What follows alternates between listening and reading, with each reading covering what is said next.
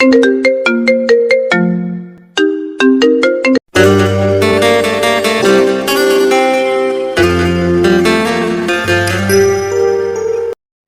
নতুন ভালোবাসার গল্প পেতে আমাদের চ্যানেলটি সাবস্ক্রাইব করে পাশে থাকা বেল আইকনে ক্লিক করুন। ধন্যবাদ। একই কাগজে 1 বছর পর আবারও স্বাক্ষর দিচ্ছে রিমি। পার্থক্য শুধু একটাই, 1 বছর আগে নিজের সব অনুভূতি দিয়ে রিমির বিয়ের স্বাক্ষর, আর এখন ডিভোর্সের স্বাক্ষর। কিন্তু তার কোনো মায়া বা আফসোস হচ্ছে না, বরং মনে হচ্ছে সে অবশেষে মুক্তি পেতে চলেছে। রিমি সাইন করার আগে বিপরীত দিকের লোকটার দিকে এক পলক তাকালো। 4 চোখের দৃষ্টি একত্রে হতেই রিমি মাথা নিচু করে খুব দ্রুতই সাইনটা করে দিল। হ্যাঁ, এখন থেকে সে ডিভোর্সি। আজ থেকে তাকে সমাজে কলঙ্কের দাগ লাগিয়ে চলতে হবে।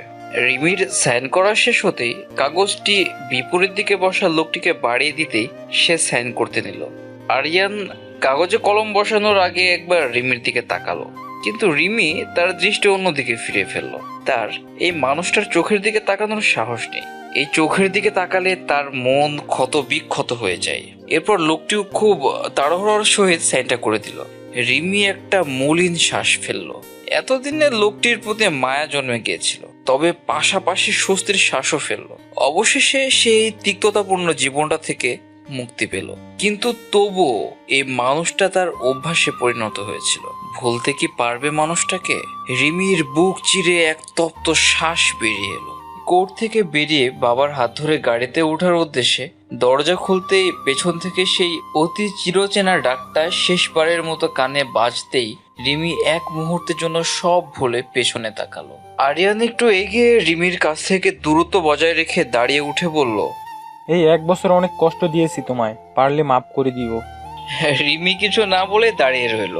কেন জানি এই মানুষটার এমন নরম কণ্ঠ শুনলে এই মানুষটার করা পাশবিক অত্যাচার সব ভুলে যেতে ইচ্ছা করে তার। রিমির তখন হুঁশ ফিরল যখন তার বাবা রেগে আরিয়ানকে থাপ্পড় মারলো। তোমার লজ্জা করে না? আমার মেয়ের জীবন শেষ করে আবার ভালো থাকতে বলছো? আমারই ভুল ছিল, বেশি ভালো মনে করে তোমার হাতে মেয়ে দিয়ে। আজ থেকে আমার মেয়ের সাথে তোমার সব সম্পর্ক শেষ।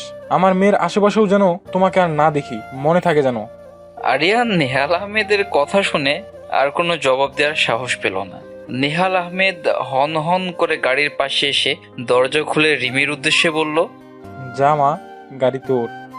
রিমি কিছু না বলে গাড়িতে উঠে বসতেই অন্য পাশে তার বাবা উঠে পড়ার পর গাড়ি ছেড়ে দিল। গাড়ি ছেড়ে দিয়ে কোর্টের গেট পেরিয়ে আসতে রিমি জানালা দিয়ে পার্কিং প্লেসে আরিয়ানের গাড়িটির দিকে তাকালো। আরিয়ানও ড্রাইভিং সিটে বসে রিমিদের গাড়িটির দিকে তাকিয়ে আছে। রিমিদের গাড়ি গেট পেরিয়ে চলে আসতেই সে শেষবারের মতো পেছনের জানালা দিয়ে তাকিয়ে আরিয়ানকে দেখে নিল। আরিয়ানও ততক্ষণে গাড়ি ছেড়ে দিয়েছে। দুইটা গাড়ি একে অপরের বিপরীত দিকের রাস্তা দিয়ে চলে যাচ্ছে। এই গাড়ির মতোই আজ থেকে রিমি আরিয়ানের গন্তব্য ভিন্ন, আর কোনো সম্পর্কের বাধা নেই। রিমি পেছন ফিরে চোখ মুছে নিল। সে তো মানুষটাকে ভালোবাসতে চেয়েছিল, তবুও কেন মানুষটা তাকে আপন করে নিতে পারলো না? হয়তো তারই নিয়তি খারাপ। নেহাল আহমেদ মেয়েকে এক হাতে জড়িয়ে ধরলেন। রিমি বাবার বুকে গুটিসুটি মেরে বসে রইল। সে বুঝতে পারছে হয়তো বাবারও ভীষণ মন খারাপ, কারণ তিনি যে জোর করে রিমিকে বিয়ে দিয়েছিল নিজেরই বন্ধুর ছেলের সাথে। তখন সবেমাত্র উচ্চ মাধ্যমিক দিয়েছে রিমি। তার ইচ্ছে সে অনেক পড়বে, একদিন বাবা মায়ের মুখ উজ্জ্বল করবে। কিন্তু বাবা তার এক বন্ধুকে কথা দিয়ে রেখেছিল যে তার একমাত্র মেয়েকে বন্ধুর ছেলের হাতে তুলে দেবে। নেহাল আহমেদের বন্ধুর হঠাৎ করে ক্যান্সার ধরা পড়লো। এরপর আস্তে আস্তে শরীরের অবনতি হচ্ছিল। ঠিক তখনই তিনি বুঝতে পারলেন তার আর এই দুনিয়ায় বেশি দিন টিকে থাকা হবে না। সে মারা গেলে তার এতিম ছেলেকে কেউ দেখে রাখবে না। তাই তিনি সিদ্ধান্ত নিলেন তার 2 চোখ বন্ধ হওয়ার আগে একমাত্র আদরের ছেলেটাকে বিশ্বস্ত কারোর হাতে তুলে দিতে চেয়েছিলেন। তার একমাত্র কাছের বন্ধু নেহাল আহমেদের একমাত্র মেয়ে রিমিকে তিনি দেখেছিলেন। অনেক ভদ্র একটা মেয়ে। একটু বেশি অসুস্থতা অনুভব হতেই তিনি বন্ধুকে বলে বিয়ের তোড়জোড় চালালেন যে তার একমাত্র ছেলেকে বিয়ে দেবে। আরিয়ান সবসময় থাকতো ঢাকায়। সে পড়াশোনা শেষ করে ওখানে একটা ব্যবসা খুলে ওখানে থাকতো। বাবাকে মৃত্যুশয্যায় দেখতে এসে বাবার শেষ কথা অনুযায়ী অনেকটা ইচ্ছের বিরুদ্ধে রিমিকে বিবাহ বন্ধনে আবদ্ধ হতে হলো। ঠিক একইভাবে রিমিও সেই বিয়েতে রাজি ছিল না। তার সবচেয়ে বড় ইচ্ছেটাই যে অপূর্ণ রয়ে যাবে, তার উচ্চ শিক্ষিত হওয়ার ইচ্ছে, আর তার চেয়ে বড় কথা একজন অজানা মানুষের সাথে হুট করে বিবাহ বন্ধনে আবদ্ধ হতে সে চায়নি। কিন্তু আঙ্কেলের এই অবস্থায় রাজি না হয়েও উপায় ছিল না, তাই একরকম ইচ্ছের বিরুদ্ধে গিয়ে ঘরোয়াভাবে বিয়েটা সম্পন্ন হয়ে গেল। বিয়ের পরদিনই আরিয়ান যখন ঢাকার উদ্দেশ্যে রওনা দিচ্ছিল, তখন তার বাবা রেগে গিয়ে আরো বেশি অসুস্থ হয়ে পড়ে।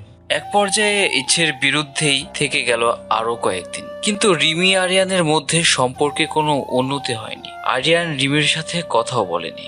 আরিয়ানের বাবা এটা বুঝতে পেরে তার ছেলেকে ওয়াদাবদ্ধ করালেন যে তিনি যদি না থাকেন তখন মেয়েটিকে কোনো রকম কষ্ট যেন না দেয়, আর ঢাকায় তার সাথে যেন মেয়েটিকে রাখে।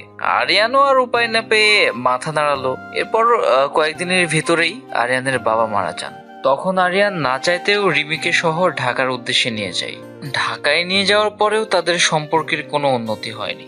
রিমি মনে করলো হয়তো মানতে কষ্ট হচ্ছে, তবে আস্তে আস্তে মেনে নেবে। সে সবকিছু ভুলে মানুষটার সেবা যত্নের দিকে সম্পূর্ণ ধ্যান দিল। কিন্তু মানুষটা রিমির সাথে একটা কথাও বলার প্রয়োজন বোধ করতো না। আস্তে আস্তে বিছানাও আলাদা হলো। এরপর ঢাকায় যাওয়ার পর পুরোপুরি রুমও আলাদা হয়ে গেল। উল্টো ঢাকায় গিয়ে মানুষটার মুখোশ উন্মোচন হয়ে গেল। সারাদিন রিমি একা বাসায় পড়ে থাকতো, তার কোনো খোঁজও নেয় না। মাঝরাতে আরিয়ান নেশা করে আসে। রিমি কিছু বললে তার গায়ে হাত তুলতো। বিয়ে হয়েছে তাই ভালোবাসা দিয়ে রিমি মানুষটাকে আগলে রাখতে চেয়েছিল, কিন্তু না, তার ধারণা ভুল প্রমাণিত হলো। মানুষটা তাকে চাই না। যদি হুঁশে থাকে রিমিকে দেখিয়ে দেখিয়ে অন্য একটি মেয়ের সাথে কথা বলতো। রিমি সব চুপচাপ সহ্য করলেও এভাবে অন্য একটি মেয়ের সাথে কথা বলা দেখে আর চুপ থাকতে পারলো না। সে রেগে গিয়ে একদিন আরিয়ানের কাছ থেকে মোবাইলটা নিয়ে নেওয়ায় সেদিন রাতটা রিমির জন্য কাল রাত মনে হয়েছিল। এতদিন হুঁশে না থেকেই মারত, কিন্তু সেদিন হুঁশে থেকেও বেধড়ক মেরেছিল রিমিকে। সকালে উঠে সারা দেহ ব্যথায় ছটফট করে উঠল। রক্তাক্ত শরীর নিয়ে রিমির সকাল সকাল উঠে যেতে হয়েছিল আরিয়ানের নাস্তার ব্যবস্থা করার জন্য। রিমি তবুও টু শব্দ না করে মানিয়ে নেওয়ার চেষ্টা করে গিয়েছিল, কিন্তু শেষ পর্যন্ত সফল হয়নি। হঠাৎ করে অনবরত ডাকার ফলে রিমির হুঁশ ফিরতেই দেখলো বাবা তার পাশের দরজা খুলে দাঁড়িয়ে আছে। রিমি আশেপাশে তাকিয়ে দেখতে পেল গাড়ি অনেক আগে তাদের বাড়ির সামনে থেমে আছে। গাড়ি থেকে ব্যাগ আর জিনিসপত্র সব নামানো শেষ। রিমি কাল বিলম্ব না করে গাড়ি থেকে নামতে নেহাল আহমেদ বলে উঠলেন, আস্তে ধীরে নাম মা। রিমি বাবার দিকে তাকিয়ে গাড়ি থেকে নেমে পড়লো। সে গাড়ি থেকে নেমে বাড়িটার দিকে তাকালো। কতদিন পর এই বাড়িটাতে এসেছে। ঢাকায় যাওয়ার পর আরিয়ান আর রিমিকে এই বাড়িতে আসতে দেয়নি। বাবা মায়ের জোড়াজুড়িতে একবার এসেছিল, আসলেও আরিয়ান সহ এসে দিনের ভেতর রওনা দিয়েছিল আবার। রিমি নিজের বাড়ির দিকে তাকিয়ে প্রাণ ভরে নিঃশ্বাস নিল। বাসায় ঢুকতেই রিমির মা মেয়েকে বুকে জড়িয়ে নিয়ে কেঁদে ফেললো। ওনার কান্না দেখে নেহাল আহমেদ বিরক্তিসূচক শব্দে বলল, আহ রুবিনা, মেয়েটি সবেমাত্র ঘরে ঢুকলো আর তুমি তোমার প্যাস প্যাস শব্দ তুলে কেঁদেই যাচ্ছ। রুবিনা স্বামীর কথা শুনে তেলে বেগুনে জ্বলে উঠল। তুমি চুপ করো তো, তোমার কারণেই আজ আমার মেয়ের জীবনের কলঙ্কের দাগ লেগে এলো। রিমি চুপচাপ রুমে ঢুকে দরজা বন্ধ করে দিল। মা বাবার এই খুনছুটিগুলো আগে ভালো লাগলেও এখন আর ভালো লাগছে না। তারা ঝগড়া থামিয়ে মেয়ের রুমের দরজার দিকে তাকিয়ে রইল অপলক দৃষ্টিতে। রুমে ঢুকেই রিমি ওয়াশরুমের কল ছেড়ে দিয়ে দ আকারে হাঁটু মোড়ে বসে পড়ল। মুখের উপরে হাত চেপে ধরে কান্নায় ভেঙে পড়ল। আমার জীবনটা এমন কেন হলো? কি দোষ ছিল আমার? সমাজে এখন আমার উপর কলঙ্কের দাগ লেগে গেল। কেন আমার জীবনটা এত কষ্টের হলো? আমি তো চেয়েছিলাম সবকিছু ভুলে আরিয়ানের সাথে আবারও পথ চলতে, কিন্তু মানুষটা এমন কেন করলো? একটুও কি ভালোবাসা যেত না আমাকে? আমি তো তাকে ঠিকই ভালোবেসেছিলাম। এদিকে আরিয়ান বাড়ি ফিরে দরজা খুলতেই একরকম নীরবতা, আবছা অন্ধকার দেখে বুক চিনচিন করে উঠল তার। সবসময় বাড়িটা আলোতে ভরেছিল। রিমি সবসময় জানালার পর্দা সরিয়ে রাখত, আর আজ সব বন্ধ। আরিয়ান গিয়ে সব জানালাগুলো খুলে পর্দা সরিয়ে দিতেই সম্পূর্ণ বাড়ি আগের মতো আলোয় ঝিলমিল করে উঠল। আরিয়ান রুমে গিয়ে ফ্রেশ হওয়ার উদ্দেশ্যে ওয়াশরুমে পা বাড়ালো। ওয়াশরুম থেকে চুল মুছতে মুছতে বের হতেই মুখ ফুসকে বলে উঠল, রিমি, সকালে আয়রন করতে দিছিলাম, সেই কাপড়টা কই রেখে। বলতে বলতেই থেমে গেল আরিয়ান। তার যে মনেই নেই রিমিকে সে ডিভোর্স দিয়েছে, সে আর আসবে না। আরিয়ান আলমারি খুলতে দেখলো সকালে আয়রন করতে দিয়েছিল সেই কাপড়টা সহ বাকি আরো সব কাপড়গুলো তাক তাক করে গুছিয়ে রাখা।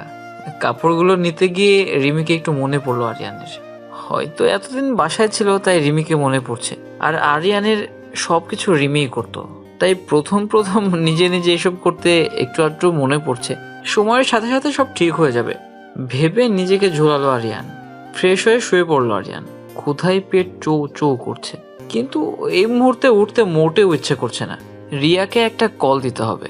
মেয়েটার সাথে আজ সারাদিন কথা বলতে পারেনি, হয়তো রেগে আছে। এদিকে রাতে রিমি নিজে শক্ত করে পরিপাটি হয়ে মা বাবার সাথে খাওয়ার উদ্দেশ্যে টেবিলে গিয়ে বসলো। নেহাল আহমেদ কিছুক্ষণ অপলক দৃষ্টিতে মেয়ের দিকে তাকিয়ে রইল। তিনি এটা বুঝতে পারছেন না যে হঠাৎ মেয়েটা এত গুছালো কিভাবে হয়ে গেল। যাই হোক, তিনি মনে প্রাণে এটাই চান যে তার মেয়ে যেন সামনে এগিয়ে যেতে পারে। নেহাল আহমেদ তাড়াতাড়ি করে তার স্ত্রীর উদ্দেশ্যে হাঁক ছাড়লো।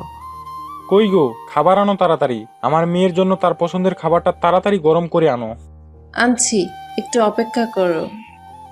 রান্নাঘর থেকে রিমির মায়ের প্রত্যুত্তর আসলো। রিমি চুপচাপ ভঙ্গিতে টেবিলে বসে আছে। সে মূলত স্বাভাবিক হওয়ার চেষ্টা করছে। আরিয়ানের সাথে তার এসব হয়তো কপালে লেখা ছিল, কিন্তু বাবাকে হয়তো মনে মনে অপরাধবোধ ঘিরে ধরেছে। হাজার হলেও তিনি একজন বাবা হিসাবে মেয়ের ভালোই চাইবে, কিন্তু এটা হয়তো কপালের লিখন। তাই রিমি যথেষ্ট পরিপাটি হয়ে থাকার চেষ্টা করছে, যাতে করে বাবা মা যেন কষ্ট না পায়। মা খাবার আনতে তিনি আগে রিমির প্লেটে খাবার তুলে দিল। আজ তিনি তার মেয়ের পছন্দের ইলিশ মাছ ভাজা করেছে। রুবিনা বেগম রিমির প্লেটে খাবার তুলে দিয়ে মাছের কাঁটা বেছে দেওয়ার উদ্দেশ্যে মেয়ের প্লেটে হাত রাখতেই রিমি থামিয়ে দিল। থাক মা, এখন আমি মাছের কাঁটা বেছে খেতে পারি। বলেই রিমি নিজে নিজে মাছের কাঁটা বাছতে লাগলো। মেয়ের কথা শুনে নেহাল আহমেদ আর রুবিনা একে অপরের দিকে চেয়ে আছে। তাদের মনটা নিমিষের মধ্যে খারাপ হয়ে গেল।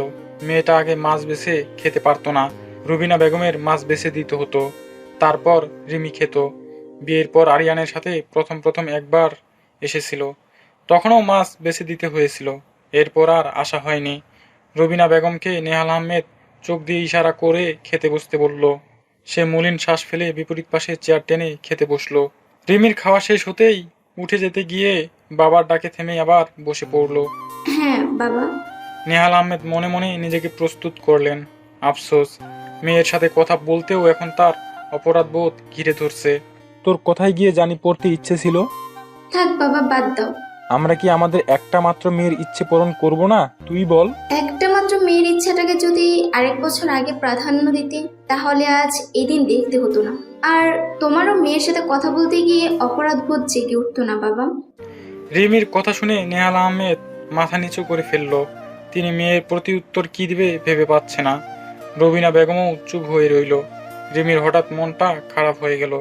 ভেবেছিল বাবা মায়ের সাথে খেতে বসে ওনাদের অপরাধবোধটা দূর করিয়ে দিয়ে বোঝাবে যে এটা রিমির নিয়তি ছিল, কিন্তু উল্টো তাদের মনটা আরো খারাপ করে দিল। কি দরকার ছিল এসব বলার? রিমি কিছুক্ষণ চুপ থেকে বলে উঠল, ক্যালিফোর্নিয়া। কিন্তু এখন আর যাব না বাবা, তুমি পারলে এখানে আশেপাশে কোথাও ভর্তি করিয়ে দাও। নেহাল আহমেদ মাথা তুলে বললেন, আমাদের মাফ করে দিস মা, আমি বুঝতে পারিনি এর শেষ এতটা খারাপ হবে। ভেবেছিলাম আশাদের মতো তার ছেলেও ভালো হবে, আর ছেলে শিক্ষিত, তাই তোকে ভালো রাখবে, কিন্তু বুঝতে পারিনি। আমরা চাই তুই এখানে না থেকে বাইরে গিয়ে পড়াশোনার ইচ্ছেটা পূরণ কর। এসব আর বলিও না বাবা, হয়তো আমার কপালে এটাই লেখা ছিল। তুমি আমাকে এই শহরের বাইরে কোথাও পড়াশোনার ব্যবস্থা করো, আমি হোস্টেলে থেকে পড়বো। তোমাদের মেয়ে এতটাই নরম নয় বাবা, আমি ঘুরে দাঁড়াবো, চিন্তা করিও না, আমি পারবো। আচ্ছা, তুই রুমে গিয়ে শুয়ে পড় মা। নেহাল আহমেদের প্রত্যুত্তর পেয়ে রিমি মাথা নেড়ে হেসে রুমের উদ্দেশ্যে পা বাড়ালো। রুবিনা বেগম রিমির যাওয়ার পানে তাকিয়ে বলে উঠল, কি দরকার ছিল তোমার এসব বলার? মেয়েকে এত দূরে কেন পাঠাচ্ছ রিমির বাবা? পড়তে তো এখানেও পারবে, কি দরকার আমার মেয়েটাকে আবার অত দূরে পাঠানোর? বাইরে গিয়ে পড়ার ইচ্ছেটা রিমির অনেক আগে থেকেই ছিল, বলা যায় ছোটবেলা থেকেই এই ইচ্ছেটা, কিন্তু মাঝখানে আমার দোষে সব শেষ হয়ে গিয়েছিল। কিন্তু ও এখন অত দূরে আর যাবে না, তাই এই শহরের বাইরে অন্য কোথাও ওকে পড়াশোনার ব্যবস্থা করে দিব। আর তুমি বুঝো না, এই সমাজে থেকে আমার মেয়ে মানসিকভাবে আরো ক্ষতিগ্রস্ত হবে। এই সমাজে একজন মেয়ে 1 বছরের মধ্যে ডিভোর্সি মানে হচ্ছে মেয়েটাই খারাপ, অথচ ছেলের হাজার দোষ দেখলেও কেউ এসব বলবে না। উল্টো মেয়েটা ভালো মতো চলতে গেলেই সবাই হেনস্থা করে। আমরা তো আর সবসময় ওর পাশে থাকতে পারবো না যে মানুষের কথার জবাব দিব। আমি চাই না আমার মেয়ে ঘুরে দাঁড়াতে গিয়ে রাস্তাঘাটে এসব বাধা আমার মেয়েকে আটকাক, তাই সব ভেবে এই সিদ্ধান্ত নেওয়া আমার। নেহাল আহমেদের কথায় রুবিনা বেগম চুপ হয়ে মলিন শ্বাস ফেলল। হয়তো সেও বুঝতে পেরেছে রুমে ঢুকেই রিমি দরজা বন্ধ করে চুপচাপ ঘুমানোর চেষ্টা করলো। ঘুমাতে গেলেই সব কথা একসাথে মনে পড়ে। বড্ড অসহায় লাগে তখন নিজেকে। ঘুমটাও তখন স্বার্থপর হয়ে উঠল। পাশের ঘরে শব্দ যাওয়ার ভয়ে যখন বালিশে মুখ গুজে গোঙাতে থাকে, তখন বারবার করে মনে পড়ে সেই মানুষটার কথা, যাকে নিঃস্বার্থভাবে ভালোবেসে শুধুই অবহেলা আর অত্যাচার জুটেছে। আচ্ছা, কাউকে মনে প্রাণে ভালোবেসে আগলে রাখার চেষ্টা কি অপরাধ? রাত গিয়ে ধরনের বুকে সকাল নামে। রিমি ঘুম থেকে উঠে নামাজ পড়ে নেয়। ভোরের দিকে ঘুম আসাতে চোখগুলো লাল আকার ধারণ করেছে। রিমি রুম থেকে বের হয়ে রান্নাঘরে গিয়ে কফি নিয়ে এসে ব্যালকনিতে দাঁড়ালো। ভোরের সতেজ বাতাস গায়ে লাগতেই এক অন্যরকম অনুভূতি হানা দিল। চোখ বন্ধ করে ভোরের স্নিগ্ধ হাওয়া অনুভব করলো। আজ প্রায় 1 বছর পর আবারও আগের মতো অনুভূতি আসছে। এই 1 বছরের মধ্যে একবারও তার এই প্রিয় সময়টা একান্তভাবে উপভোগ করতে পারেনি। রাতে আরিয়ান দেরি করে বাসায় ফিরতো আর রিমি আরিয়ানের জন্য খাবার নিয়ে অপেক্ষা করতে করতে ঘুমিয়ে পড়তো। ঘুমের মাঝে কারো থাপ্পড় খেয়ে উঠে বসতেই দেখতো আরিয়ান চক্ষু লাল করে দাঁড়িয়ে আছে। তাড়াহুড়ো করে উঠে আরিয়ানকে খাবার দিতেই সেই খাবারও ভালো হয়নি বলে রিমির মুখের উপরে ছুঁড়ে মারতো। একবার জিজ্ঞেসও করতো না রিমি খেয়েছে কিনা। আরিয়ান সবসময় অকথ্য ভাষায় রিমিকে গালি দিত। রিমি সব চুপচাপ সয়ে যেত। সে ভাবতো বিয়ে তো মানুষের একবারই হয়। কষ্ট করে মানিয়ে নিয়ে মানুষটাকে ভালোবাসলে বোধহয় মানুষটা রিমিকে বুঝতে পারবে। কিন্তু রিমির ধারণা ভুল। আর কয়দিন গেলে রিমি বোধহয় মারাই যেত। রিমি একটা দীর্ঘশ্বাস ফেলল। না চাইতেও সবসময় সেই স্মৃতিটা হানা দেয়। সে তাড়াতাড়ি চোখ মুছে নিল। আর ভাববে না এসব ভেবে ভেবে বাবা মাকে আর কষ্ট দিতে চায় না রিমি। পূর্ব আকাশে লাল আভা ছড়িয়ে সূর্য উদিত হচ্ছে। রিমি মুগ্ধ চোখে সেদিকে তাকিয়ে রইল। স্মৃতি হাতড়িয়ে বুঝতে পারল শেষ কবে এই দৃশ্যটা দেখেছে তার মনে পড়ছে না। তাই বোধহয় আজ মনে হচ্ছে এই প্রথম সূর্য উদিত হওয়ার দৃশ্য দেখছে রিমি। একটু বেলা গড়াতেই রিমি রুম থেকে রান্নাঘরে গেল। আজ সে নাস্তা বানাবে। চটপট নিজের কাজে লেগে গেল সে। সবকিছু তৈরি করা শেষ হতেই সেগুলো টেবিলে এনে রাখলো। ততক্ষণে বাবা মা দুজনেই উঠে গিয়েছে। রুমি বেগম তাড়াহুড়ো করে রান্নাঘরে ঢুকতে দেখতে পেল রিমি প্লেট সাজিয়ে সেগুলো নিয়ে বের হচ্ছে। কি রে মা? প্রতিদিন তো তুমিই করো, আজ না হয় আমিই করি। রুবিনা বেগম মেয়ের দিকে তাকিয়ে রইল। যে মেয়েকে 1 বছর আগে হাজার জোর করেও কোনোদিন সকালে ঘুম থেকে তুলতে পারত না, সে মেয়ে এখন ডাকার আগেই ভোরে ঘুম থেকে উঠে সংসারের নাস্তাপাতি রেডি করছে। মা, খেতে আসো। মেয়ের ডাকে রুবিনা বেগমের হুঁশ ফিরল। সে পেছন ফিরে তাকিয়ে দেখল নেহাল আহমেদও এসে বসেছে টেবিলে। তিনি মেয়ের কাজ কারবার দেখে স্ত্রীর দিকে তাকালেন। এরপর একটা মলিন শ্বাস ফেলে খাওয়ার দিকে মনোযোগ দিলেন। খাওয়া শেষ হতেই রিমি সব জিনিস রান্নাঘরে নিয়ে একা ধুয়ে মুছে গুছিয়ে রুমে এসে বসলো। সে নিজেকে যথাসম্ভব ব্যস্ত রাখার চেষ্টা করছে। তবুও সময়ে অসময়ে সব মনে পড়ে। আর মাত্র কয়েকদিন, এরপর হোস্টেল জীবন আর পড়াশোনা নিয়ে ব্যস্ত হয়ে পড়বে রিমি। এভাবে কেটে গেল আরো কয়েকদিন। এর মধ্যে নেহাল আহমেদ রিমির ভর্তির জন্য সব ব্যবস্থা করে ফেলেছেন। রিমিও মা বাবার কাছ থেকে বিদায় নিয়ে বেরিয়ে পড়লো। ডিভোর্সের পর রিমি বাসা থেকে এর মধ্যে আর বের হয়নি। আজ হোস্টেলে যাওয়ার পথে রাস্তাঘাটে সবাই রিমিকে ভিন্ন নজরে দেখছে। সে সেটা ওদের দিকে না তাকিয়ে বুঝতে পেরেছে। চায়ের দোকানের পাশ দিয়ে যাওয়ার সময় এক মধ্যবয়স্ক মহিলা আরেকজনের সাথে রাস্তায় দাঁড়িয়ে কথা বলছিল। তিনি রিমির দিকে আর চোখে তাকিয়ে নেহাল আহমেদকে উদ্দেশ্য করেই বলল, কি ভাই সাহেব, শুনলাম তোমার মেয়েকে নাকি তালাক দিয়ে দিয়েছে। এত ভালো ছেলে তালাক দিয়ে দিল? মেয়েটাকে তো আগে দেখতে ভদ্র মনে হতো। বলতে দোকানের মানুষগুলোর দৃষ্টি রিমির উপরে পড়ল। নেহাল আহমেদ জবাব দেওয়ার জন্য মুখ খুলতে মহিলাটি আবারও বলে উঠল, বলছি কি, আমার কাছে একটা সম্বন্ধ আছে। এই ধরো একটু বয়স হয়েছে আর কি, কিন্তু তোমার মেয়েকে সুখে রাখবে। মেলা টাকা পয়সা আছে, ছেলে মেয়ে সব বিদেশে সেটেল। তোমার মেয়ে রাজরানীর মতো থাকবে, সুখী থাকবে। বলতেই চায়ের দোকানে বসা অন্যরা সহ হাসাহাসি করতে লাগলো। রিমি রাগে অপমানে মাথা নিচু করে ফেলল। নেহাল আহমেদ মেয়ের দিকে একবার তাকিয়ে রেগে কিছু বলার উদ্দেশ্যে পা বাড়াতে যেতে রিমি বাবার হাত ধরে ইশারা দিয়ে অনুনয় করলো কিছু না বলার জন্য। নেহাল আহমেদ মেয়ের চোখের দিকে তাকিয়ে রাগটা কোনো মতে হজম করে নিলেন, কিন্তু ভেতরে ভেতরে তার রক্তক্ষরণ হচ্ছে। রিমি মাথা উঁচু করে মহিলাটির উদ্দেশ্যে সেখানে পা বাড়ালো। আন্টি, শুনছি আপনারও তো একটা মেয়ে আছে। যদি আজ আমার জায়গায় আপনার মেয়েটা থাকতো, বলা তো যায় না কার কপালে কি লেখা আছে। আজ থেকে 1 বছর আগে এই দিন আমি অবিবাহিত ছিলাম, ঠিক আপনার মেয়ের মতোই চলতাম ফিরতাম।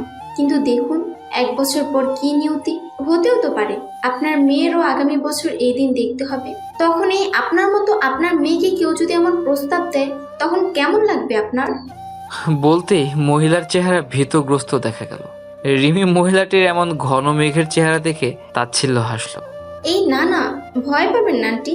আমি শুধুমাত্র আপনাকে একটা উদাহরণ দিয়ে বুঝিয়েছি, যাতে আপনার মনে একটু হলেও অনুশোচনা আসে। ভাবেন আপনার কথায় আমার বাবার কেমন লাগলো। আর জানেন আন্টি, আমি মোটেও ভেঙে পড়িনি, কিন্তু সমাজে চলতে ফিরতে গিয়ে আপনাদের মতো মানুষের কথা শুনে একটা মেয়ে ভেঙে পড়তে বাধ্য। আপনারা জানেন না, শুধুমাত্র আপনাদের কারণে একটা মেয়ে হতাশার কোনো পর্যায়ে চলে যেতে পারে। আন্টি, এমন কিছু করিয়েন না যাতে পরে আফসোস করতে হয়। মহিলাটি মাথা নিচু করে ফেলল। এরপর মাথা উঁচিয়ে কিছু বলার উদ্দেশ্যে মুখ খুলতেই রিমি বাবার হাত ধরে বলে উঠল, আপনাদের কথার কারণেই আজ আমি পড়াশোনার জন্য দূরে যাচ্ছি। কাউকে কোনো কথা বলতে গিয়ে সেই জায়গায় আগে একবার আপনাকে বসিয়ে দেখবেন, তারপর অন্যকে বলতে আসিয়েন আন্টি। আপনাদের সবারই সন্তান আছে। ভালো থাকবেন, আজ আসি। বলে চলে আসলো রিমি। নেহাল আহমেদ মেয়ের দিকে এক দৃষ্টিতে তাকিয়ে রইলেন। দোকানের মানুষগুলোরও আর কিছু বলার সাহস হলো না। কেউ কেউ মাথা নিচু করে ফেললো, হয়তো রিমির কথাগুলো মনোযোগ দিয়ে বুঝতে পেরেছে। ভর্তির সবকিছু ঠিকঠাক করার পরে নেহাল আহমেদ মেয়েকে এক গাদা আদেশ দিয়ে হোস্টেলে তুলে দিলেন। এরপর নিজে বাসার উদ্দেশ্যে ফিরে গেলেন। রিমি তার রুমের সবকিছু গুছিয়ে রেখে খাটের উপরে বসলো। তার রুমমেটও একসাথেই পড়ে। এটা হোস্টেলে কর্মরত মহিলাটি বলেছিল। রিমি ফ্রেশ হওয়ার উদ্দেশ্যে বারবার ওয়াশরুমের দিকে তাকাতে লাগলো। রুমমেট হয়তো গোসল করছে। এখনো দেখা বা কথা হয়নি। জার্নি আর এসব গোছাতে গোছাতে ক্লান্ত লাগছে। দু চোখে ক্লান্তি এসে ভর করতেই কোন সময় যে চোখ লেগে গেল আর খেয়ালই ছিল না। ঘুম ভাঙলো কারোর ডাক শুনে। রিমি ঘুমু ঘুমু চোখে ঝাপসা তাকিয়ে দেখলো একটি অচেনা মেয়ে ডাকছে।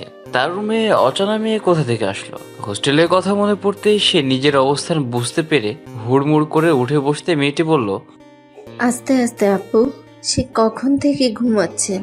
আজ আর আপনার গোসল হলো না। রিমি নিজের অবস্থান বোঝার চেষ্টা করলো। সে খাটের সাথে হেলান দিয়ে ঘুমিয়ে পড়েছিল। জানালা দিয়ে চোখ যেতেই তাড়াতাড়ি উঠে দাঁড়ালো। সন্ধ্যা ঘনিয়ে এসেছে। এতক্ষণ ঘুমালো? সে দুপুরে কাপড় নিতে বসেছিল। ফ্রেশ হওয়ার উদ্দেশ্যে অপেক্ষা করতে করতে ঘুমিয়ে পড়েছিল বোধহয়। রিমি চারপাশ তাকিয়ে কাপড়গুলো খুঁজতে মেয়েটি বলে উঠল, আপু, আমি গুছিয়ে রেখেছি আপনার কাপড়গুলো। এতক্ষণে গোসল করলে ঠান্ডা লাগতে পারে। আপনাকে দেখতে ক্লান্ত লেগেছিল, তাই আর ঘুম থেকে ডাকিনি। আপনি ফ্রেশ হয়ে আসুন, আমি নাস্তার ব্যবস্থা করছি। আমাকে আপনি আর আপু বলে লজ্জা দিও না, নাম ধরেই ডাকতে পারো। একই ডিপার্টমেন্টে পড়ি। আচ্ছা, তোমার নামটা কি যেন? মৌ। আর তোমার? রিমি। তোমার নামটা সুন্দর। রিমির কথায় মেয়েটি হাসলো। এরপর মেয়েটি নিজেই আগ বাড়িয়ে বলতে লাগলো, যাক, এতদিন একটা সঙ্গী পেলাম। জানো, এতদিন একা একা সময় কাটাতে হতো। এখন আর ক্লাসেও একা যেতে হবে না। আমি কিন্তু অনেক বকবক করি, তোমাকে প্রচুর জ্বালাবো। মৌয়ের কথায় রিমি হাসলো। কয়েকদিন যেতেই রিমি আর মৌয়ের মাঝে অনেক ভালো বন্ধুত্ব হয়ে গেল। এখন রিমির সুখ দুঃখের একমাত্র সঙ্গী হচ্ছে মৌ। মৌ সবসময় রিমির সাথে কথা বলে রিমিকে হাসির উপরে রাখতে চায়।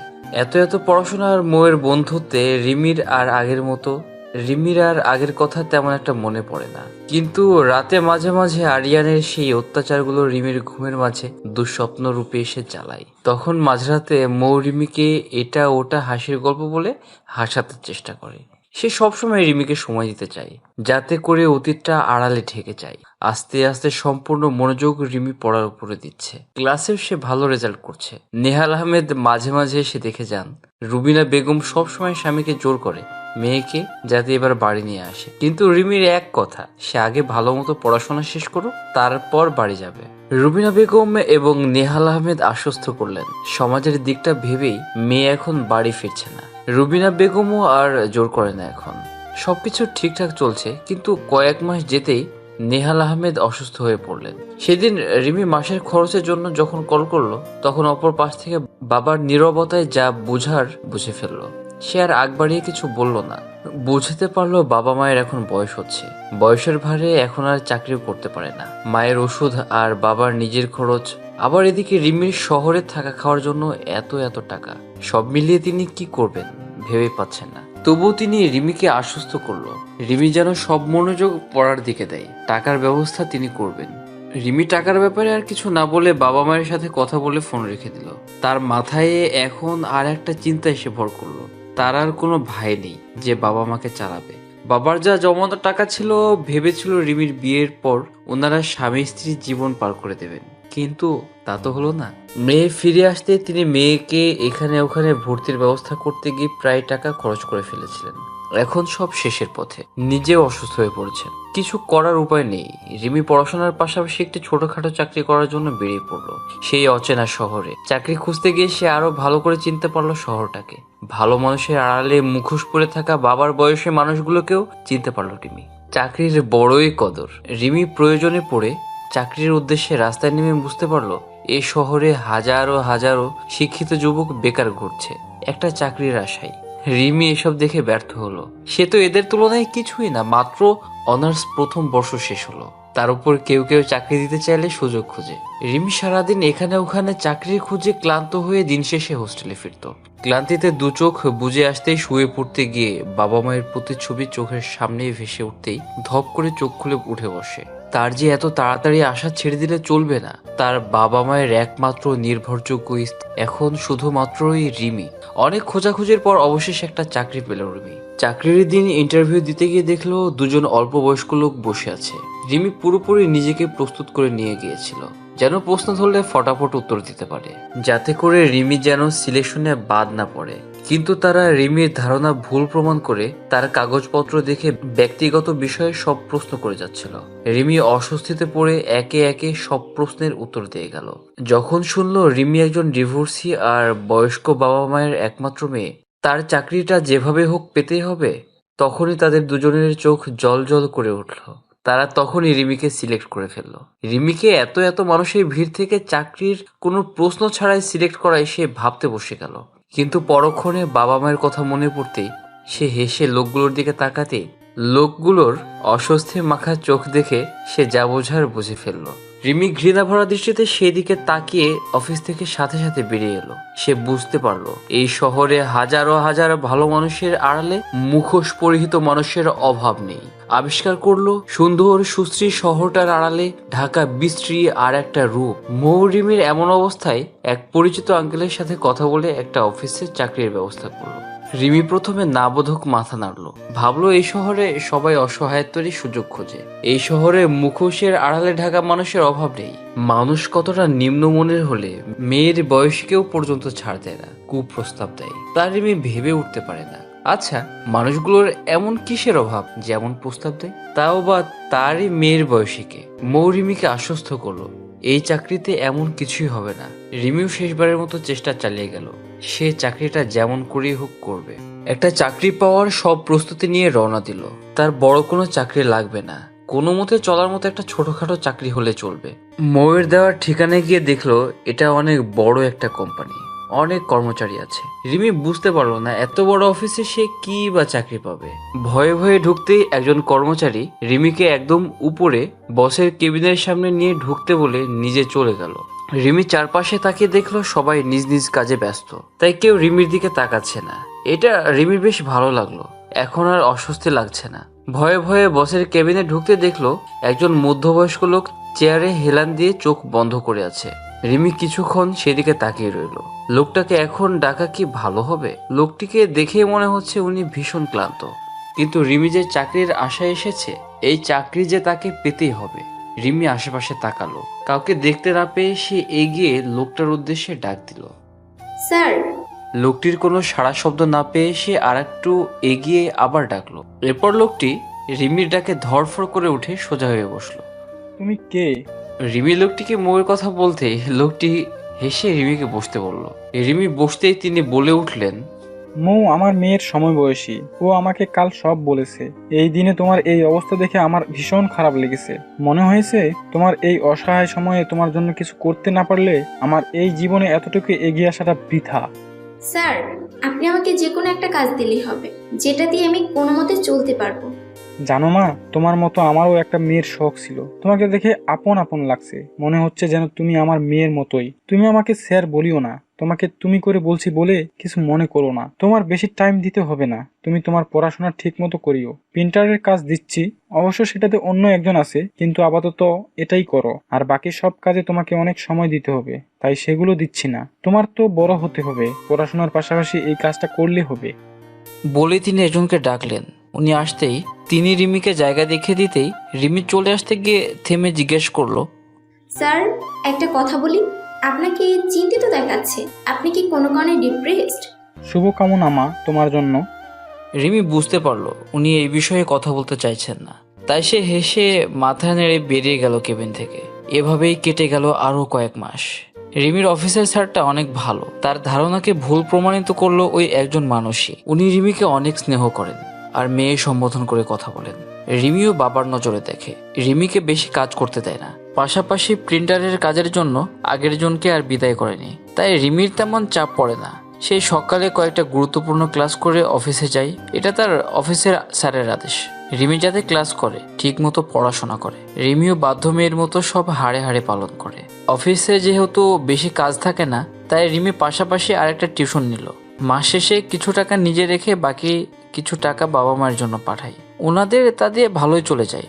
অবশ্য প্রথম প্রথম নেহাল আহমেদ রিমির উপরে রেগেছিলেন, কেন তার মেয়ে চাকরি করবে এরকম একটা অচেনা শহরে। কিন্তু পরবর্তীতে রিমি যখন অফিসের স্যারটার সাথে বাবাকে কথা বলে দিল এবং বুঝিয়ে বলল, তখন নেহাল আহমেদের রাগ পড়ে গেল। তবুও তিনি অভিমান করে থাকেন। সব মিলিয়ে রিমির দিন এখন ভালোই কাটে। রিমি মাস শেষে পাশাপাশি কিছু টাকা নিজের কাছে সঞ্চয় রাখে। তার যে অনেক বড় হতে হবে, দেখতে দেখতে আরো কয়েক মাস কেটে গেল। এখন রিমি এতদিনের সঞ্চয়ের টাকা দিয়ে কয়েকটা সেলাই মেশিন নিয়ে কাজ করছে। পাশাপাশি খুঁজে খুঁজে আরো কয়েকজন অসহায় মেয়েকে তার সেলাইয়ের দোকানে কাজ দিয়েছে। সে মূলত শাড়ির ব্যবসা শুরু করেছে। আস্তে আস্তে বিভিন্ন দোকানে সব ছড়িয়ে দিচ্ছে। দিন শেষে রাতে একটু পড়াশোনা করে রাত জেগে সে এসব শাড়ির কাজ করে, নিজেও করে, পাশাপাশি অসহায় মেয়েগুলোকেও শেখায়। আস্তে আস্তে তারাও রিমির মতো কাজে দক্ষতা অর্জন করছে। এসবের মাঝেও রিমি অফিসের চাকরিটা ছাড়েনি, কারণ তার অসহায় সময়ে যে মানুষটা তার বাবার মতো করে সাথে থেকে তাকে অনুপ্রেরণা দিয়েছিল মেয়ের মতো করে, ওনাকে কিভাবে ছেড়ে আসবে রিমি? লোকমান সাহেব যে রিমিকে মেয়ে ভেবে আসছে, তাকে রিমি ছেড়ে আসতে পারবে না। অবশ্য উনি সবসময় বলেন এত কষ্ট করে আর চাকরিটা না করার জন্য, কিন্তু রিমি অবসর সময়ে একটু আধটু গিয়ে মানুষটার অফিসে গিয়ে সময় দেয়। নেহাল আহমেদও অনেক খুশি, তার মেয়ে অবশেষে সুখের পথ দেখছে। সবাই সাক্ষী রিমি কত কষ্ট করে এগোচ্ছে। একদিন রিমি অফিসে স্যারের কেবিনে ফাইল দিতে গিয়ে দেখলো স্যার কার সাথে জানি কথা বলছে, হয়তো ছেলেই হবে। রিমিকে তার স্যার কথার ফাঁকে একদিন বলেছিলেন তার একটা মাত্র ছেলে, তবে ছেলেটা এখনো দেশে আসলো না। সেই যে 4 বছর আগে পড়াশোনার উদ্দেশ্যে গিয়েছে, এখনো একবারও আসলো না। এখন পড়া শেষ। তিনি ছেলেকে বলেন এসে যাতে তাদের এত এত কোম্পানিগুলো হাতে নেয় আর বিয়ে করে, আর কয়দিন বা নিজে বাঁচবে।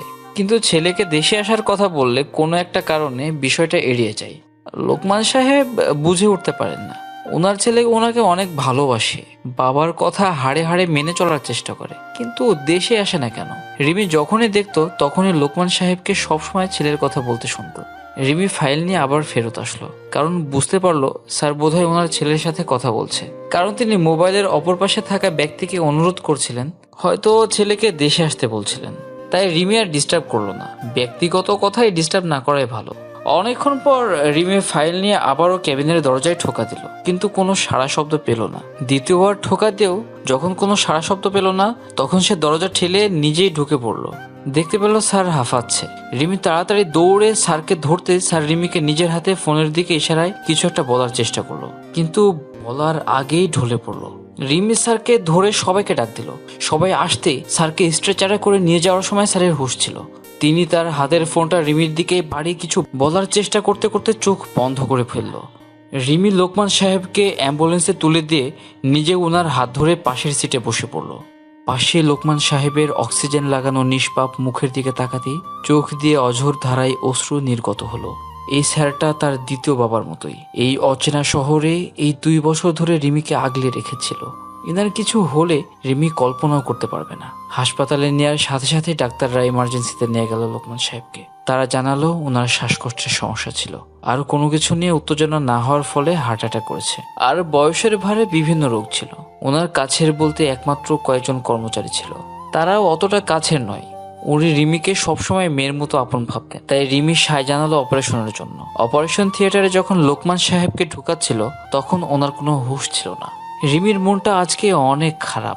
সে শুধু প্রার্থনা করছে লোকমান সাহেবের যেন কিছু না হয়। রিমি অপারেশন থিয়েটারের দরজার সামনে চেয়ারে মাথা উবু করে চোখ বন্ধ করে বসে রইল। হঠাৎ হাতের মোবাইলটার তীব্র শব্দে রিমি ধরপড় করে চোখ খুলতে দেখলো লোকমান সাহেবের মোবাইলে কেউ একজন কল করছে। রিমি মোবাইলের স্ক্রিনের দিকে চোখ যেতে দেখলো সন লেখা। সে বুঝতে পারলো হয়তো স্যারের ছেলে। সে তাড়াতাড়ি কলটা রিসিভ করতেই ওপাশ থেকে একটা কণ্ঠ ভেসে আসলো। আমি অত্যন্ত দুঃখিত বাবা, ফোন কেটে দেয়াতে। রাগ করেছ? জরুরি মিটিং ছিল, সেটার খেয়াল একদমই ছিল না। পিএসএ বলতেই খেয়াল হলো, তাই তাড়াহুড়ো করে চলে গিয়েছিলাম। এইমাত্র মিটিং শেষ হলো। এবার বলো, কি যেন বলছিলে? ওই পাশ থেকে অনর্গল কথায় রিমি থম মেরে রইল। এরপর কোনো মতেই বলল, স্যারের অপারেশন চলছে। সোহেব তার বাবার মোবাইলে অন্য কারোর আওয়াজ শুনে ভ্রু কুচকে কান থেকে মোবাইল নামিয়ে দেখলো নাম্বার ঠিক আছে কিনা। না, নাম্বার তো ঠিকই আছে, কিন্তু এই মেয়েকে কি বলছে? তাহলে বাবার কিছু হলো না তো? না না, বাবার কিছু হবে না। এই মেয়েটা হয়তো কোনো কারণে মজা করছে। এই মেয়ে, কি আজে বাজে বকছেন? আমার বাবার মোবাইল আপনার কাছে কেন? আপনার বাবার অপারেশন চলছে? কেমন ছেলে আপনি, একমাত্র বয়স্ক বাবাকে একা ফেলে ওখানে আছেন? বলেই মোবাইলটা কেটে দিল রিমি। কোনো অদ্ভুত কারণে ছেলেটার উপর ভীষণ রাগ হচ্ছে তার। হয়তো আজ এই ছেলে পাশে থাকলে স্যার এত অসুস্থ হতো না। রিমি মাথা চেপে ধরে বসে রইল। শোয়েবের হাত থেকে মোবাইল পড়ে গেল। কি বলছে এসব? তার বাবা? আর সে কিছু ভাবতে পারলো না। তাড়াতাড়ি করে বাবার অফিসে কর্মরত এক আঙ্কেলকে কল করে জানতে পারলো সত্যি তার বাবার অপারেশন চলছে। সোহেব তাড়াতাড়ি ইমার্জেন্সি পাসপোর্ট নিয়ে দেশের উদ্দেশ্যে রওনা দিল। লাগবে না তার এত অভিমান, এত জিদ। এই জিদের কারণেই তো তার ভালোবাসাকে সে চাইলে আর ফিরে পাবে না। কিন্তু সে চাইলে তার বাবাকে বাঁচাতে পারে। সে যে বাবাকে ছাড়া একদম অসহায়। অপারেশন শেষ হওয়ার অনেক সময় পেরিয়ে যাওয়ার পরেও লোকমান সাহেবের কোনো হুঁশ না ফেরাতে সবাই উৎকণ্ঠা হয়ে পড়ল। ডাক্তাররা জানালো খুব তাড়াতাড়ি ওনার হুঁশ ফিরবে। রিমি তার বাবা মাকে খবরটা দিল। সেদিন রাতটা সে লোকমান সাহেবের সাথে হাসপাতালে কাটিয়ে দিল। ভোর হতে লোকমান সাহেব আধো আধো চোখ খুলে দেখতে পেল রিমি ঘুম ঘুম অবস্থায় সিটে বসে তুলছে। লোকমান সাহেব তা দেখে স্বস্তি অনুভব করলো। এত সফলতার পরেও তিনি কাউকে বিনা স্বার্থে তার পাশে পাননি। কিন্তু এই মেয়েটাকে একটু উৎসাহ আর কোনো মতে চলার একটা চাকরি দিতেই কতটা আপনের মতো সারা রাত হাসপাতালে কাটিয়ে দিল। তিনি অনেক মানুষকে চাকরি আর টাকা দিয়ে সাহায্য করেছিলেন, কিন্তু দিন শেষে ওরা একটু সফল হতে লোকমান সাহেবকে আর চিনল না। প্রতি জায়গায় ঠকতে ঠকতে তিনি নিরাশ হয়ে পড়েছিলেন। কিন্তু এই মেয়েটার কার্য দেখে তার মনে একটু হলেও স্বস্তি অনুভব করলেন। যাক, একজন হলেও পেলেন আপনজনের মতো। রিমি হঠাৎ হাতের পাশে নড়াচড়া অনুভব হতেই চোখ খুলে দেখলো লোকমান সাহেব দেয়ালের দিকে তাকিয়ে আছে। রিমি তাড়াতাড়ি উঠে দাঁড়ালো। এরপর লোকমান সাহেবের পাশে গিয়ে দাঁড়াতেই তিনি ধীর কণ্ঠস্বরে বললেন, তুমি সারা রাত এখানে ছিলে? তুমি বাসায় ফিরে যাও মা। আপনি আগে সুস্থ হয়ে উঠুন, তারপর আমিও ফিরে যাব। আপনার মেয়ে হলে এমনভাবে ফিরে যেতে বলতেন স্যার। রিমি সেটা অভিমান ভরা কণ্ঠে বলে উঠল। রিমির কথায় লোকমান সাহেব মলিন হাসলেন। আমার মেয়ে বলছো, আবার স্যারও বলছো? রিমি হেসে সুপানার উদ্দেশ্যে কেবিন ছেড়ে বেরিয়ে যেতে গিয়ে লোকমান সাহেবের ডাকে থেমে গেল। আমার ছেলে ফোন করেছে মা? রিমি হ্যাঁ বোধক মাথা নেড়ে সুপানার উদ্দেশ্যে কেবিন ছেড়ে বেরিয়ে গেল। সোহেব তাড়াহুড়ো করে হাসপাতালের কেবিনের নাম্বার মিলে ঢুকতে দেখলো তার বাবা একা একা শুয়ে আছে। কত বছর পর সামনাসামনি বাবাকে দেখছে। বাবার শরীর আর আগের মতো নেই, চোখগুলো কোঠরে ঢুকে গিয়েছে। সোহেব আরেকটু এগিয়ে গেল। সে হঠাৎ করে বুকে চিনচিনে ব্যথা অনুভব করলো। হঠাৎ করে বাবার কাছ থেকে এতদিন দূরে থাকার জন্য তীব্র অপরাধবোধ জেগে উঠছে। সোহেব লোকমান সাহেবের দিকে এগিয়ে ওনার মাথার উপর ডান হাতটা আলতো করে রাখতে তিনি ফিরলেন। ছেলেকে দেখে তিনি এটা তার ভ্রম মনে করে পাশ ফিরে গেলেন। ভাবলেন এটা আর নতুন কি, জীবনের শেষ সময় এসে গিয়েছে, তাই সবসময় ছেলেটা চোখের উপরে ভাসে। আজ তো একেবারে ছেলের ছোঁয়াটাও অনুভব করতে পারছে। বাবা! লোকমান সাহেব চমকে উঠল। তার মানে কি এটা তার ভ্রম নয়, তার ছেলে সত্যি এসেছে? এটা ভাবতেই ওনার চোখ গড়িয়ে অশ্রু নির্গত হলো। সোহেব বাবার চোখে অশ্রু দেখে বাবাকে জড়িয়ে ধরে কান্না থামানোর বৃথা চেষ্টা চালাতে লাগলো। এরপর চোখ মুছে বাবাকে শান্ত করলো। সোহেব সবকিছু জানার জন্য ডাক্তারের সাথে কথা বলার উদ্দেশ্যে রওনা দিল। এদিকে রিমি ডাক্তারের কাছ থেকে পরামর্শ নিয়ে সুপের বাটি নিয়ে কেবিনে ঢুকতেই কারোর সাথে ধাক্কা খেয়ে পড়ে যেতে যেতে নিজেকে কোনো মতে সামলে নিল। দুঃখিত। সমস্যা নেই। বিরক্তিকে আড়ালে রেখে সামনের মানুষটার দিকে না তাকিয়ে জবাব দিল রিমি। সোহেব অসহায় চোখে সামনের দিকে দৃষ্টি দিতেই থমকে গেল। তার মুখ আপনা আপনি হা হয়ে গেল। এটা কি সে স্বপ্ন দেখছে, নাকি আবার হাত বাড়িয়ে ছুতে গেলেই হাওয়ায় মিলিয়ে যাবে? জামার কিছু অংশে স্যুপ পড়ায় রিমি বিরক্তি সূচক শব্দ করে কপাল কুঁচকে জামা ঝাড়তে ঝাড়তে কেবিনে ঢুকে পড়ল। আর সোহেব এখনো এক দৃষ্টিতে রিমির দিকে তাকিয়ে রইল।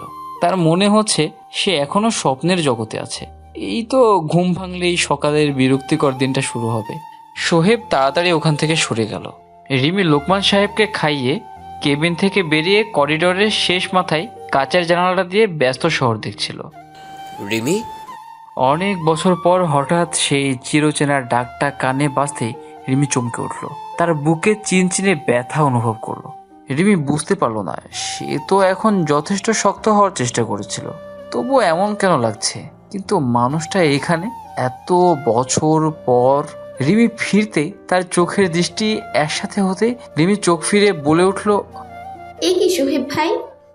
সোহেব শান্ত দৃষ্টিতে রিমির দিকে তাকালো। ভেতরে ভেতরে তার রক্তক্ষরণ হচ্ছে। এই মেয়েকে নাকি সে একসময় মনে প্রাণে ভালোবাসতো কি এখনো ভালোবাসে। কত বছর পর এই প্রিয় চেহারাটা দেখছে আবারও। কেমন আছো? তোমার স্বামী কেমন আছে? সোহেবের প্রশ্ন শুনে রিমি চুপ থেকে বলে উঠল, আমি ডিভোর্সি। কথাটা বলার সময় রিমির কণ্ঠস্বরটা কেঁপে উঠছিল। রিমির উত্তর শুনে সোহেবের পিলে চমকে উঠল। সে স্তব্ধ দৃষ্টিতে রিমির দিকে তাকালো। তার এখনো বিশ্বাস হচ্ছে না রিমিকে কেউ ডিভোর্স দিয়েছে। সোনার হরিণ হাতে নাগালে পেয়েও হারিয়ে ফেললো। সোহেব এত ভালোবেসেও পেল না, অথচ সেই ছেলেটা পেয়েও হারিয়ে ফেললো। আফসোস। রিমির কথা শুনে সোহেব একটা দীর্ঘ শ্বাস ফেললো। সে জানে না রিমিকে এই মুহূর্তে কিভাবে সহানুভূতি জানাবে। রিমি কথা কাটিয়ে বলে উঠল, আপনি তাহলে স্যারের ছেলে? বিয়ে করছেন না কেন? বাবাকে কষ্ট দিয়ে কি লাভ? শুধু শুধু যাকে পাবেন না তার জন্য অনুভূতির সব ঢেলে দিয়ে বাবাকে কষ্ট দিয়ে কি লাভ? ওনার কি দোষ? একজনের জন্য অনুভূতিটা লিখে দিয়েছিলাম অনেক আগে। ভেবেছিলাম দূরে গিয়ে ভুলতে পারবো, কিন্তু আমার ধারণা ভুল। তাকে কি ভোলা যায়? সোহেবের কথার উত্তর রিমি কি দিবে ভেবে পাচ্ছে না। সে চুপ রইল। সোহেব রিমির দিকে এক পলক তাকিয়ে বলে উঠল, অতীতটা ভুলে গিয়ে স্থানটা কি আর কাউকে দেয়া যায় না রিমি? দয়া দেখাচ্ছেন? আমি আর আগের রিমি নই। বলে রিমি উঠে চলে আসলো। পেছনে রেখে গেল এক জোড়া সিক্ত চিকচিক আঁখি। 2 দিন পর লোকমান সাহেবকে দেখতে নেহাল আহমেদ আর রুবিনা বেগম এলেন। রিমিকে কাজ দেওয়ার পর থেকে লোকমান সাহেবের সাথে নেহাল আহমেদের ফোন আলাপ হয়। সেই সূত্রে এই 2 বছরে একটা ভালো সম্পর্ক তৈরি হয়েছে। সোহেব আসার পর রিমি আর তেমন আসে না। লোকমান সাহেবকে সোহেব 2 দিনের মাথায় বাসায় নিয়ে আসে। তিনিও আর হাসপাতালে থাকতে চান না। রিমি বাবা মাকে লোকমান সাহেবের বাসার সামনে নামিয়ে দিয়ে নিজে ক্লাসে চলে গেল। সামনে পরীক্ষা, ভালো মতো পড়তে হবে। লোকমান সাহেবের ব্যবসা এখন সোহেব দেখাশোনা করে। সেও কথা দিয়েছে বাবাকে ছেড়ে আর যাবে না। বাবা যেটা বলে সেটাই সে মাথা পেতে গ্রহণ করে নিবে। নেহাল আহমেদ আর রুবিনা বেগম লোকমান সাহেবকে দেখতে আসায় তিনি তাদেরকে একটা কথা দিয়ে ফেললেন। তিনি বললেন তার একমাত্র ছেলের সাথে রিমিকে বিয়ে দিবেন। নেহাল আহমেদ বলে উঠলেন, আমার মেয়ের অতীত হয়তো আপনি জানেন না ভাই সাহেব, তাই হয়তো এরূপ অনুরোধ করছেন। নেহাল আহমেদের কথা শুনে লোকমান সাহেব হাসলেন। আমি সব জানি, আর আমি এই 2 বছরে আপনার মেয়েকে দেখে আসছি। রিমি আমারই মেয়ের মতো, তার মধ্যে খারাপ কিছু আমি দেখিনি। আমি এও দেখছি সে কতটা কষ্ট করে স্ট্রাগল করছে। আমি প্রথম দিনেই ভেবে নিয়েছি রিমিকে আমার ছেলের বউ করব, কিন্তু আমি জানতাম রিমি তখন রাজি হতো না, কারণ সবেমাত্র সে একটা দাগ থেকে উঠে এসেছে। আর সে একজন ডিভোর্সি, সেটা আমি না বললেও সে নিজেই আগ বাড়িয়ে বলে দিত। সে সফল হয়েই রাজি হতো। তাই এখন বলছি, ওই ছেলেটা আসল হিরেকে চিনতে ভুল করেছে। আমি রিমির ব্যাপারে সব জেনেই প্রস্তাবটা দিচ্ছি। নেহাল আহমেদ স্ত্রীর দিকে তাকালেন। তিনি বললেন, আস্তে ধীরে রিমির কাছ থেকে উত্তর জেনে বলবেন। এরপরই বাড়ির উদ্দেশ্যে রওনা দিলেন। সোহেব বাসায় ফিরতে লোকমান সাহেব সোহেবের বিয়ের ব্যাপারে কথা তুললেন। সোহেব রাজি হতে না চাইলে তিনি বলে উঠলেন, আমি আর কয়দিনই বা বাঁচবো বাবা? তোর কাছে বাবা হিসেবে আর কোনোদিন কিছু চাইবো না। আমি মেয়ে দেখে রেখেছি। বিয়ের কথা বলতেই সোহেবের চোখে রিমির চেহারাটা ভেসে উঠল।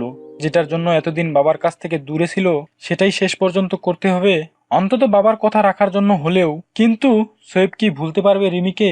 মেয়েটা চোখের আড়ালে ছিল, তাও একটু ভুলতে পেরেছিল। যার জন্য দেশ ছেড়ে থেকেছে, দেশে আসতেই তাকে পেল আবার অন্য রূপে। 5 বছর আগে যে মনটা একজনকে দিয়ে দিয়েছে, কিভাবে সেই স্থানে অন্য কাউকে বসাবে শোয়েব? আমি তোমাকে রাতে জানাবো বাবা। বলেই শোয়েব বাবার রুম ছেড়ে বেরিয়ে গেল। লোকমান সাহেব ছেলের কথা শুনে হাসলো। রাতে জানাবে মানে বিয়েতে রাজি হবে। তিনি জানতেন তার ছেলে তার কথা রাখবে। রাতে খেয়ে পড়াশোনা শেষ করে শাড়ি নিয়ে বসলো রিমি। এমন সময় নেহাল আহমেদের কল পেয়ে মোবাইলটি কানের পাশে ধরে সে সেলাইয়ের কাজে লেগে পড়লো। হ্যাঁ বাবা, তোমরা পৌঁছে গিয়েছো? নেহাল আহমেদ জবাব দিলেন, তারা অনেক আগেই পৌঁছে গিয়েছে। নেহাল আহমেদকে আজ মোবাইল রাখতে না দেখে রিমি ভ্রু কুঁচকালো। বাবা, তুমি কি কিছু বলতে চাচ্ছ? বলো। আসলে নেহাল আহমেদকে আমতা আমতা করতে দেখে রিমি হেসে বাবাকে আশ্বস্ত করলো বলার জন্য। রিমির হাসি শুনে নেহাল আহমেদ কথা বলার জোর পেলেন। আচ্ছা, কাল বলবো, এখন শুয়ে পড়, এত রাত জাগিস না। বলেই তিনি তড়িঘড়ি করে মোবাইল রেখে দিলেন। কেন জানি রিমির ডিভোর্সের পর নেহাল আহমেদের সাথে মেয়ের কথায় জানি একটা অদৃশ্য দেয়াল তৈরি হয়েছে। বিয়ের কথা বলতে গেলেই আগের ঘটনাটা চোখের সামনে ভেসে উঠে। মেয়ের সাথে ভারী অন্যায় করে ফেলেছেন। পরদিন সকালে উঠে রিমি ভাবলো লোকমান সাহেবকে দেখে আসা উচিত। অনেকদিন দেখা হয় না। এখন হয়তো শোয়েব অফিসেই থাকবে, তাই দেখা করতে পারবে। যেই ভাবা সেই কাজ। রিমি চটপট করে তৈরি হয়ে বেরিয়ে পড়ল লোকমান সাহেবের বাড়ির উদ্দেশ্যে। রিমি লোকমান সাহেবের বাড়ি গিয়ে পৌঁছাতেই তিনি এতদিন পর রিমিকে কাছে পেয়ে সব গল্প একসাথে জুড়ে দিলেন। রিমি তা দেখে হাসলো। তিনি কথা বলতে বলতে রিমিকে শোয়েবের বিয়েতে রাজি হওয়ার ব্যাপারটা অৎফুল্ল হয়ে বলে দিলেন, কিন্তু মেয়ে কে সেই বিষয়টা চেপে গেলেন। রিমি শোয়েবের বিয়েতে রাজি হওয়া শুনে কিছু সময় স্তব্ধ হয়ে গেল। বুকে চিনচিনে ব্যথা অনুভব করলো। কেন এমন লাগছে তার? হয়তো অনেক বছর আগের অনুভূতিটা আবার তাজা হয়ে উঠেছে। লোকমান সাহেব খেয়াল করলেন রিমির মুখ পাংশুটে আকার ধারণ করেছে। তিনি মুচকি হাসলেন। শোয়েব আসার পরই তিনি বুঝতে পারলেন হয়তো রিমি শোয়েব একজন আরেকজনকে আগে থেকেই চিনে, তাই এ পরিকল্পনা করেছেন। রিমি লোকমান সাহেবকে বলে চুপচাপ বেরিয়ে গেলেন। এই তাহলে শোয়েবের ভালোবাসা? 2 দিন না যেতেই বিয়েতে রাজি হয়ে গেল রিমি। সোজা লোকমান সাহেবের অফিসে চলে গেল। এখন অফিসে আর লোকমান সাহেব আসেন না, শোয়েবই সব দেখাশোনা করে। রিমি ওয়েটিং রুমে বসে শোয়েবের অপেক্ষা করছে। শোয়েব গুরুত্বপূর্ণ মিটিং এ আছে, তাই ডাকতেও পারছে না। কিছুক্ষণ পর রিমির ডাক এলো, স্যার এসেছে। রিমি বসা থেকে উঠে দাঁড়ালো।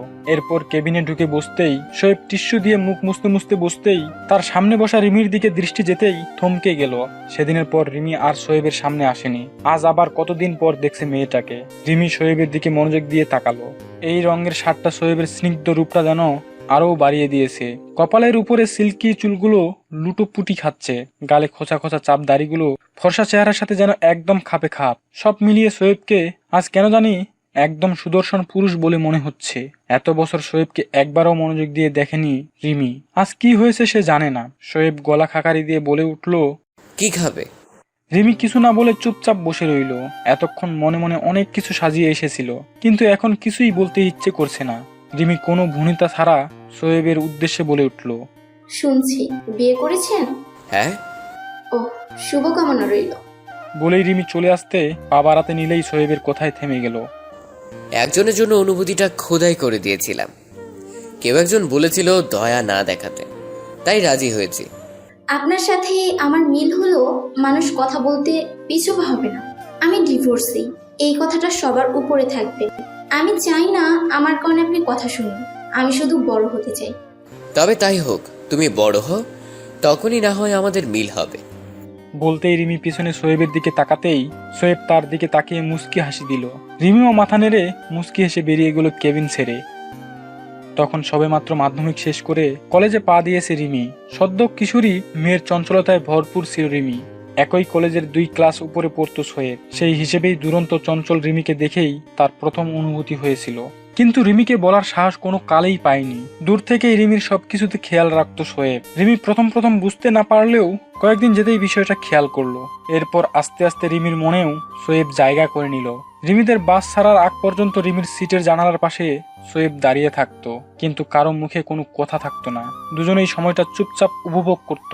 এভাবেই চলছিল রিমি শোয়েবের প্রণয়। প্রতিদিন কলেজ যাওয়ার আগে শোয়েব সাহস করে বলতো আজ রিমিকে প্রপোজ করবই।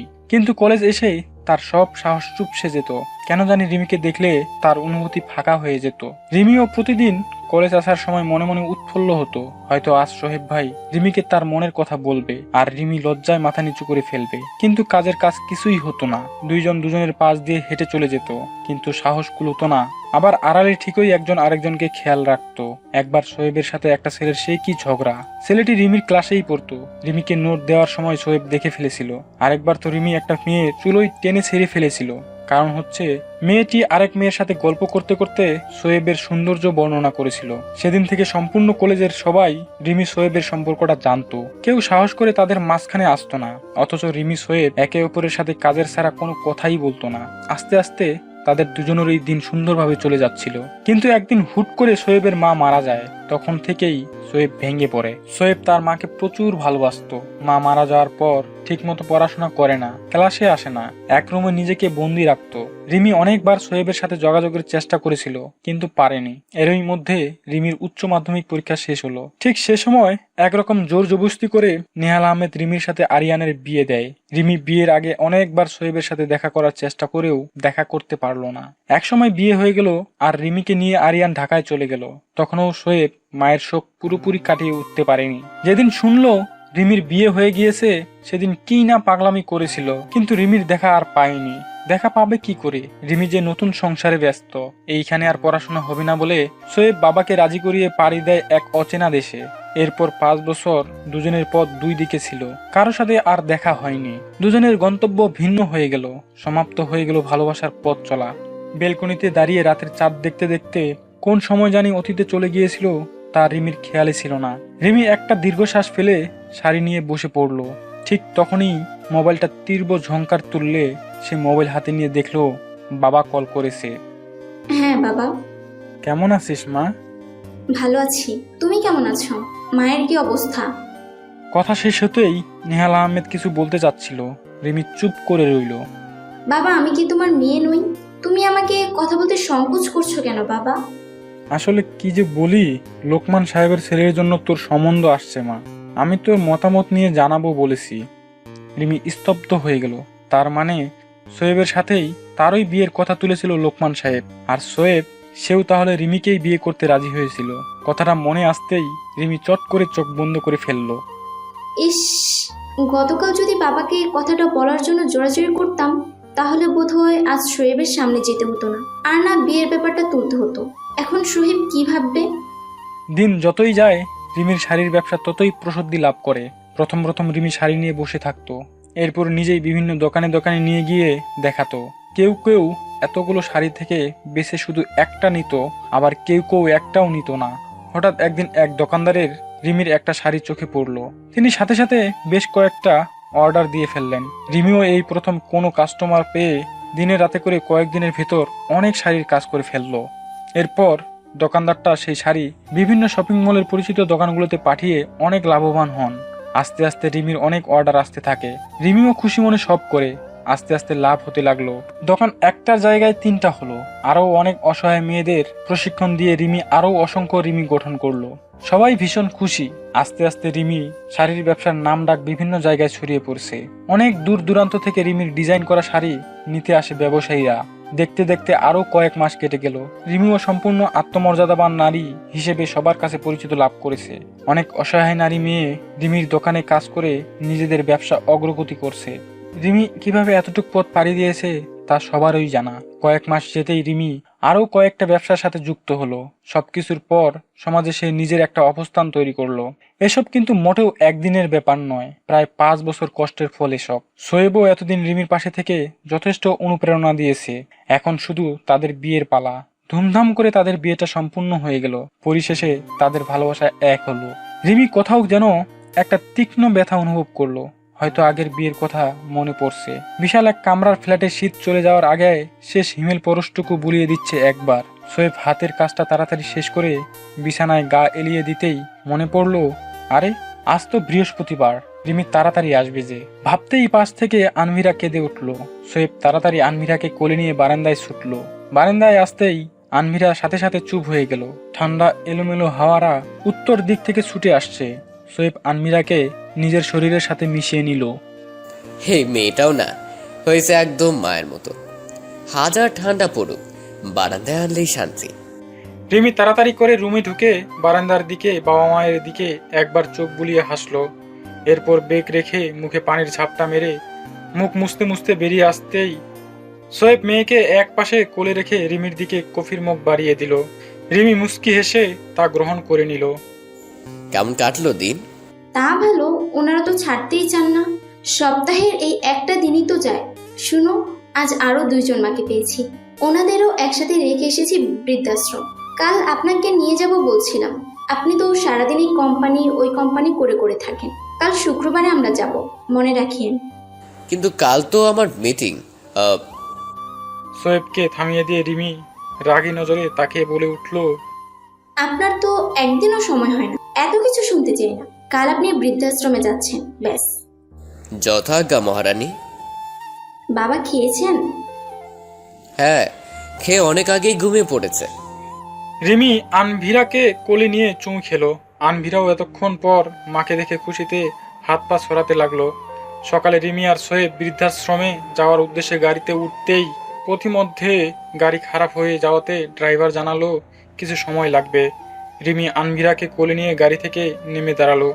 সোয়েবও পাশে দাঁড়ালো। ফুটপাতের পাশেই অদূরে একটা মসজিদ। সে মসজিদের গেটে চোখ যেতেই রিমির দৃষ্টি থমকে গেল। অনেকদিন ধরে বৃদ্ধাশ্রমে আসা যাওয়া করছিল রিমি। সবসময় অগোছালোভাবে লম্বা দাড়ি, জীর্ণ শীর্ণ শার্ট পরিহিত এক পাগলকে সে বসে থাকতে দেখত। কোনো কোনো সময় গাড়ি থেকে ড্রাইভারকে দিয়ে টাকাও দিত। আজ হঠাৎ কেন জানি পূর্ণ দৃষ্টি দিতেই মনে পড়ল এটা অনেক চিরচেনা একটা মুখ। রিমি একটু কাছে এগিয়ে বুঝতে পারল তার ধারণা সঠিক, কিন্তু ও এই অবস্থানে কেন? আরিয়ান। রিমি পরপর আরও কয়েকবার ডাকার পরেও ওই লোকটির কাছ থেকে কোনো সাড়া শব্দ পেল না। লোকটি রিমিকে কাছে যেতে দেখে বসা থেকে উঠে দৌড় লাগলো। রিমি বুঝতে পারলো সে মানসিক ভারসাম্য হারিয়েছে। তার হঠাৎ কেন জানি ভীষণ খারাপ লাগলো। সোয়েব এই সব খেয়াল করে পাশের এক দোকানদারের কাছ থেকে জিজ্ঞেস করতেই তিনি জানালো এখানে তার ভালোবাসার মানুষটার কবর। হঠাৎ কোনো এক দুর্ঘটনায় সে মারা যায়। এরপর থেকেই লোকটা মানসিক ভারসাম্য হারিয়ে এখানে বসে থাকে। রিমি স্তব্ধ দৃষ্টিতে অদূরে আরিয়ানের চলে যাওয়া দেখতে লাগলো। আরিয়ান সামনের দিকে দৌড়াতে লাগলো।